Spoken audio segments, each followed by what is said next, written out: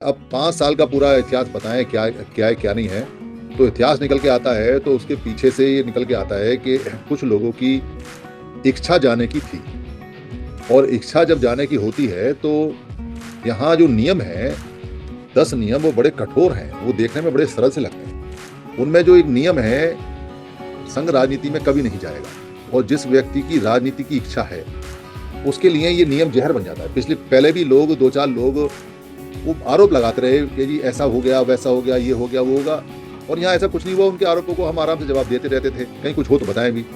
अंत में वो व्यक्ति पहले आप में गया, उसके बाद फिर वो कांग्रेस की वर्किंग कमेटी में शेड्यूल कास्ट का कोई हरियाणा का मेंबर बन गया। जाके मेरा दोस्त ही था, अपने साथ 2-3 राजनीतिक लोगों को और लेके चला गया।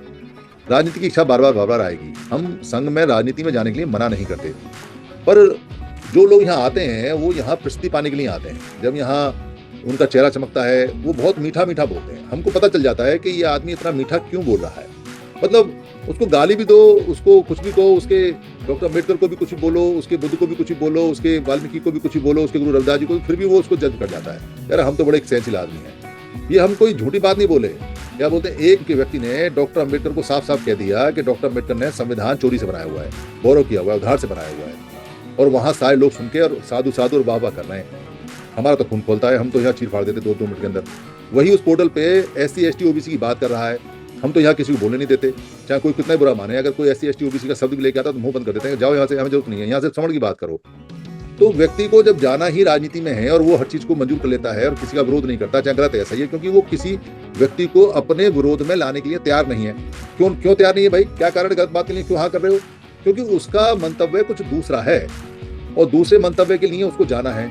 लालच ये है कि यहाँ से लोग उसके साथ जाएं। अब लोग जाएं तब जब वो यहाँ ये प्रूव करे कि वो ठीक है और बाकी लोग या 2-4 लोग यहाँ खराब हैं। इस प्रक्रिया में आपको आरोप लगाने पड़ेगा, इस प्रक्रिया में आपको कुछ उल्टा सीधा कहना पड़ेगा, इस प्रक्रिया में आपको अपने आप को बड़ा निर्मल कोमल करुणामयी रखना पड़ेगा, इस प्रक्रिया में आपको लोगों को फोन करके भड़काना पड़ेगा, इस प्रक्रिया में आपको सामने वाले लोगों की कमियां ढूंढनी पड़ेंगी।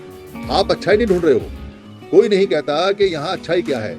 हम जो बुराई करते हैं वो बुराई की बुराई करते हैं, किसी अच्छे व्यक्ति की बुराई नहीं करते कभी भी।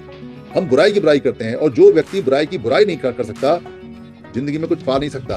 आपको कुछ तो सैक्रिफाइस करना पड़ेगा। अगर आप जब युद्ध मैदान में जाओगे और ये सोचो कि ना तो मेरा हाथ कटे, ना मेरी बाजू कटे, ना मेरे चेहरे पे कोई धांस लगे, ना मेरी आंख फूटे, ना मेरा सर फूटे और मैं युद्ध विजय प्राप्त करके चलाऊं, तो ये सपनों में होता है।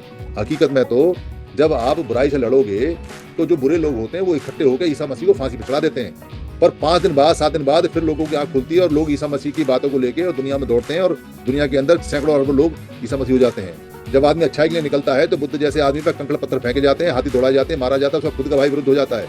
पर वही लोग जब बाद में देखते हैं कि ये तो अच्छा बात बता रहा था, तो उसके मरने के बाद तो उसके साथ साथ मिलकर करोड़ लोग बुद्ध को मानते हैं। ये तो जीवन में चलता रहता है। डॉक्टर अम्बेडकर को कौन से जो क्या बोलते हैं, किसी ने माला पहनाई थी, उनके अगेंस्ट में चुनाव लड़े, उनको खूब गालियां बकी, कांग्रेस उनको खा गई, बंगाल के लोग उनको जिता के लाए, उनसे संविधान बनवा लिया, फिर उनसे इस्तीफा भी ले लिया। इतने भी बर्दाश्त नहीं कर पाए कि भाई ये आदमी अच्छी बात बोल रहा है, हिंदू कोड बना के हिंदुओं के लिए अधिकार दे रहा है, तो कम से कम इसको रखो।